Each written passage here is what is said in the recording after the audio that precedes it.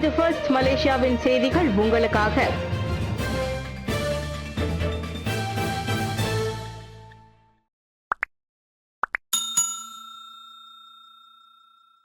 வலுவான பொருளாதாரத்திற்கு தைரியமாக முடிவெடுக்கும் பிரதமர் அன்வார். பெர்னாமா தலைவர் பாராட்டு. சமூக ஊடகங்களில் கெட்ட செய்திகள் வழக்கமாக மின்னல் வேகத்தில் பரவிவிடும். நல்லவையோ துரதிருஷ்டவசமாக தாமாகத்தான் வந்து சேரும். ஆசியாவிலேயே அமெரிக்க டாலருக்கு எதிராக வலுவாக பதிவாகி இருக்கும் நாணயமாக மலேசிய ரிங்கெட் விளங்குவதும் அந்த ரகத்தில்தான் சேருவதாக கூறுகிற தேசிய செய்தி நிறுவனமான பெர்னமாவின் தலைவர் ஸ்ரீ வாங் சுன் வாய். சுருக்கமாக சொன்னால், கொஞ்ச நாளாக கஷ்ட காலத்தில் இருந்த ரிங்கெட் கடந்த 2 வாரங்களாக சற்று நிலை பெற்று அமெரிக்க டாலருக்கு எதிராக 4.70 ரிங்கெட்டாக பதிவாகியுள்ளது. இந்த மீட்சி நீடித்து இவ்வாண்டு இறுதிக்குள் அதன் மதிப்பு 4.60 மேம்படும் என எதிர்பார்க்கப்படுவதாக பத்திரிகை துறையில் 40 ஆண்டுகால அனுபவம் கொண்ட சுன்வாய் கூறினர். பிரதமர் ஸ்ரீ அன்வர் இப்ராஹிம் தலைமையிலான மடானி அரசாங்கம் எடுத்து வரும் தைரியம் நடவடிக்கைகளே பொருளாதார மீட்சிக்கு உந்து சக்தியாக விளங்குகிறது. குறிப்பாக அரசியல் ரீதியிலாக பிரபலம் இல்லாத மடானி அரசுக்கு நன்மை பயக்காத உதவித்தொகை மறுசீரமைப்பானது சரியான நேரத்தில் எடுக்கப்பட்ட சரியான முடிவாகும். மக்கள் ஆதரவு போய்விடுமே என்று பயந்து மானியங்களுக்கான அரசாங்க செலவுகளை பிரதமர் குறைக்காமல் விட்டிருந்தால் நீண்டகால அடிப்படையில் அது நாட்டின் பொருளாதாரத்தை சீரழித்துவிடும். இளையோர் கடார காற்பந்து சங்கத்தின் ஏற்பாட்டில் 6வது ஆண்டு தான் ஸ்ரீ சோமசுந்தரம் கிண்ணம் காற்பந்து போட்டியின் குழுக்கள். இளையோர் கடார காற்பந்து சங்கத்தின் ஏற்பாட்டில் கெடா மாநில இலாகா மற்றும் தலைமை ஆசிரியர் மன்றம் இணைந்து தேசிய நிலநிதி கூட்டுறவு சங்கத்தில் ஆதரவில் ஸ்ரீ டாக்டர் KR சோமசுந்தரம் கிண்ண காற்பந்து போட்டியை ஏற்பாடு செய்திருக்கிறது. ஆண்களும் பெண்களும் பங்கெடுக்க உள்ள இப்போட்டியின் அறிமுக விழாவும் போட்டியின் குழுக்களும் கடந்த ஜூலை 2ஆம் தேதி தான் ஸ்ரீ சோமசுந்தரம் தமிழ் பள்ளியில் நடைபெற்றது என அதன் செயலாளர் ரகுபாலன் சுப்பராயா கோவிந்தன் தெரிவித்தார். இந்நிகழ்ச்சியில் மாய்கா கெடா மாநில துணைத் தலைவர் SK சுரேஷ், கெடா மாநில தலைமை ஆசிரியர் மன்ற தலைவர் தலைமை ஆசிரியர் கார்த்திகேசு, கெடா மாநில முன்னாள் காற்பந்தாட்டாளர் தனசேகரன் சுப்பையா என பலர் காற்பந்து குழுக்களில் கலந்து சிறப்பித்தனர்.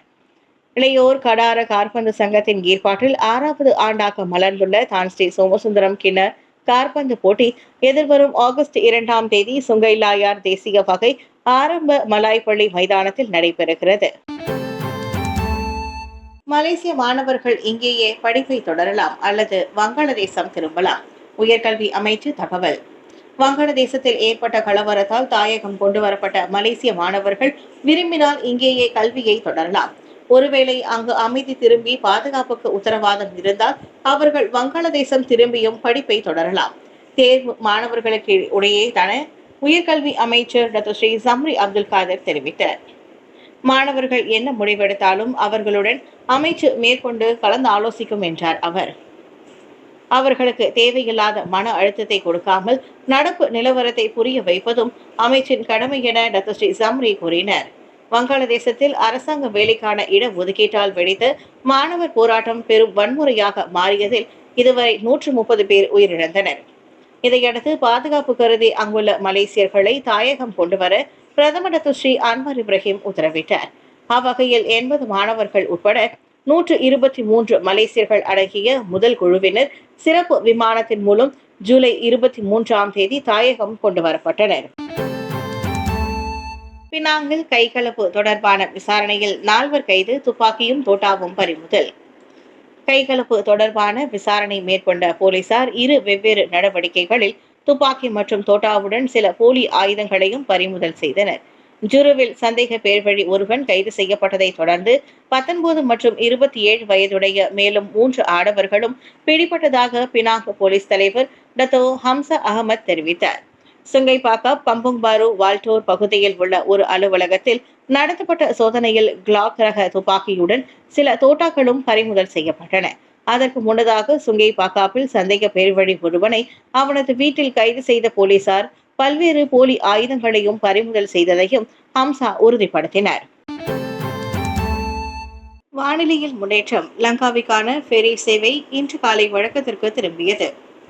வானிலையில் முன்னேற்றம் காணப்பட்டதால் லங்காவிக்கான ஃபெரி சேவை இன்று காலை வழக்கத்திற்கு திரும்பியது.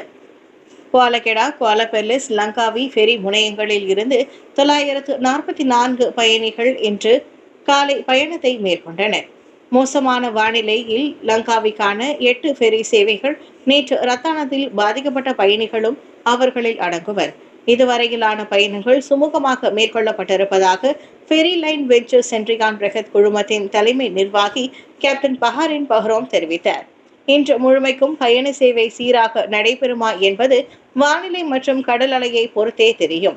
எனினும் திட்டமிட்டபடி அனைத்து பயண சேவைகளும் சுமூகமாக நடைபெறும் என எதிர்பார்ப்பதாக அவர் சொன்னார்.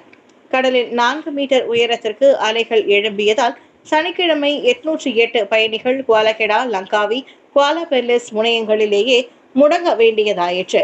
நேற்றும் வானிலையில் முன்னேற்றம் ஏற்படாததால் குவாலகெடா மற்றும் லங்காவிலேயே 1900 பயணிகள் காத்து கிடக்க வேண்டியதாயிற்று. 4 மீட்டர் உயரத்திற்கு எழும் அலைகளும் 16 முதல் 18 நாட்ஸ் அளவிலான காற்றின் வேகமும் ஃபெரி மற்றும் சிறிய படகுகள்.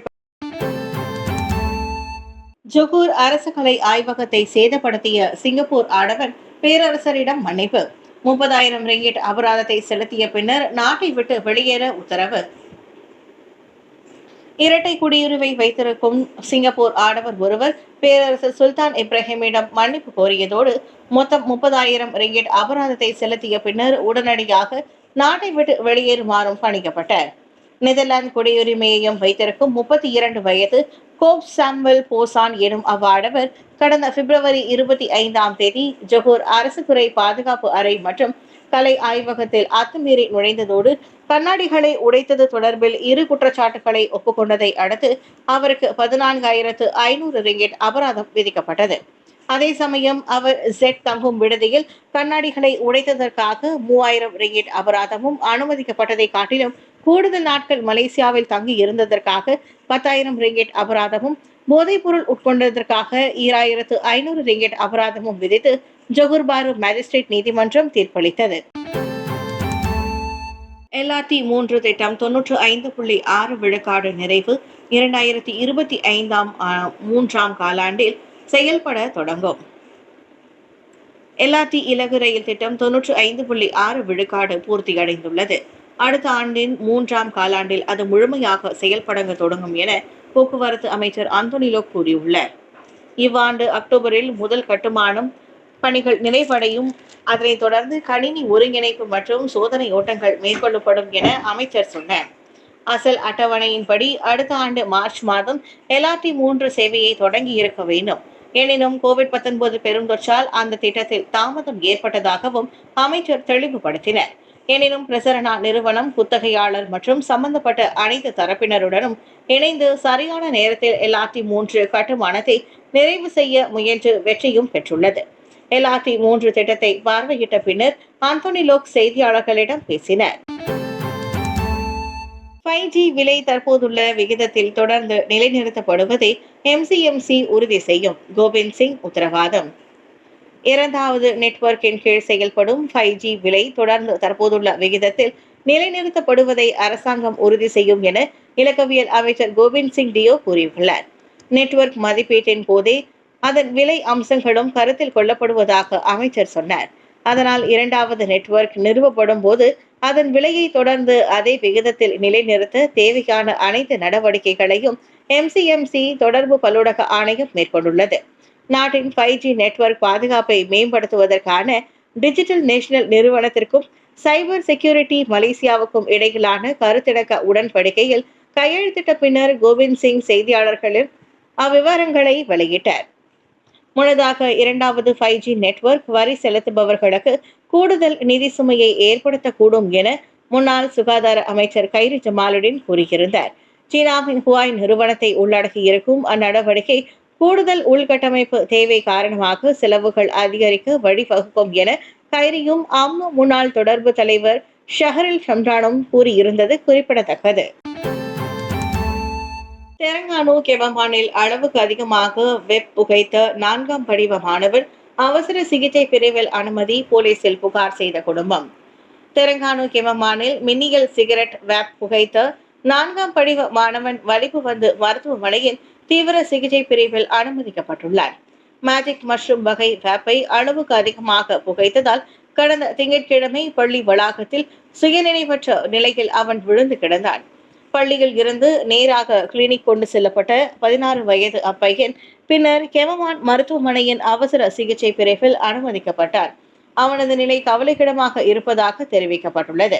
அப்பள்ளி மாணவர்கள் மத்தியில் வேப் புகைக்கும் பழக்கம் கடந்த சில ஆண்டுகளாகவே கவலை அளிக்கும் வகையில் இருப்பதும் தெரிய வந்துள்ளது.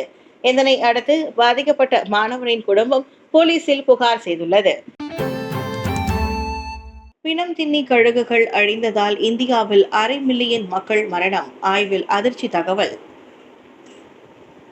90ஆம் ஆண்டுகளில் இந்திய விவசாயிகள் தங்கள் கால்நடைகளுக்கு பயன்படுத்தக்கூடிய டைக்ளோஃபெனக் வலி நிவாரணி மருந்தால் சுமார் 5 லட்சம் பேர் கவனக்குறைவாக உயிரிழந்ததோடு பெரும் பொருளாதார இழப்புகளும் ஏற்பட்டதாக கூறியுள்ளனர் அறிவியலாளர்கள். வலி நிவாரணி மருந்தால் கால்நடைகளுக்கு தீங்கு எதுவும் ஏற்படவில்லை. எனினும் அதனால் கால்நடைகளின் சடலங்களை உண்ணும் பாறு கழுகுகள் அல்லது பிணம் தின்னி கழுகுகளின் சிறுநீரகங்கள் செயலிழந்து அவை அழிந்துள்ளதாக அவர்கள் அதிரடி தகவலை வெளியிட்டுள்ளனர்.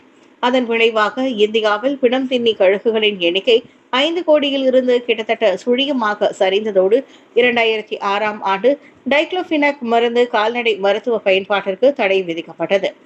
ஆனால் பிணம் தின்னி கழுகுகளின் அழிவு அதோடு முடிந்துவிடவில்லை. அந்த வலிமையான அழுகுண்ணி பறவைகள் இல்லாமல் போனது கொடிய பாக்டீரியாக்கள் மற்றும் நோய் தொற்றுகள் பெருக வழிவகுத்தது. 5 ஆண்டுகளில் சுமார் 1/2 மில்லியன் பேரின் மரணத்திற்கு அது காரணமாக இருந்ததாக அமெரிக்க பொருளாதார சங்க தொழில் வெளியிட்டுள்ள ஆய்வு கூறுகிறது. பிணம் தின்னி கழுகுகள் மடிந்த விலங்குகளின் எச்சங்களையும் அழுகிய பொருட்களையும் உட்கொண்டு இயற்கையை துப்புரவு செய்யும் பறவைகளாக விளங்கின. ஜொஹூரில் டெலிகிராம் மற்றும் வாட்ஸ்அப் வாயிலாக அறிமுகமான காதலனை நம்பி 6,58,000 ரிங்கிட் பறிகொடுத்த பெண். ஆன்லைனில் அறிமுகமான காதலன் ஆள்மாறாட்டம் செய்ததை அறிந்து அதிர்ச்சி அடைந்ததோடு நில்லாமல் அழகு சாதன முகவராக வேலை வாங்கி தருவதாக கூறிய ஆடவனிடம் பெண் ஒருவர் 6,58,166 ரிங்கிட்டை பறிகொடுத்துள்ளார். எனினும் டெலிகிராம் மற்றும் வாட்ஸ்அப் சமூக ஊடகம் வாயிலாக அறிமுகமான அவனிடம் தாம் ஏமாந்து விட்டதை உணர்ந்து கொண்ட அந்த 38 வயது பெண் நேற்று அது குறித்து போலீஸ் புகார் செய்துள்ளார்.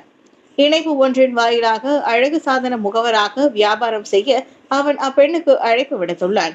அதனை நம்பி கடந்த ஜூன் 14ஆம் தேதி தொடங்கி ஜூலை 12ஆம் தேதி வரையில் அப்பெண் 30 வங்கி பணமாற்று நடவடிக்கைகள் வாயிலாக மொத்தம் 6,58,166 ரிங்கிட்டை 11 வெவ்வேறு வங்கி கணக்குகளுக்கு செலுத்தியதாக எஸ்கந்தார்புத்திரி போலீஸ் தலைவர் அசிஸ்டன்ட் கமிஷனர் எம் குமரேசன் தெரிவித்தார்.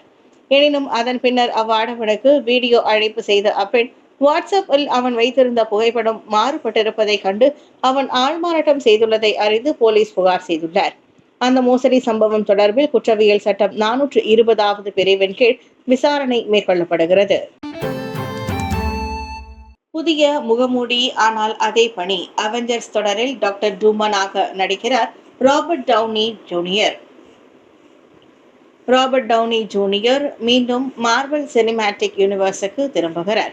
எனினும் இம்முறை அவர் மார்வலின் வீரமிக்க அயன்மேனின் சிவப்பு மற்றும் தங்க முகமூடியை அணிய மாட்டார்.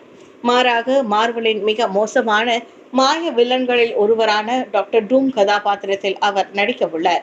புதிய முகமூடி, ஆனால் அதே பணி என கூறியுள்ள டவுனி சிக்கலான கதாபாத்திரம் ஏற்று நடிக்க விரும்புவதாக குறிப்பிட்டுள்ளார்.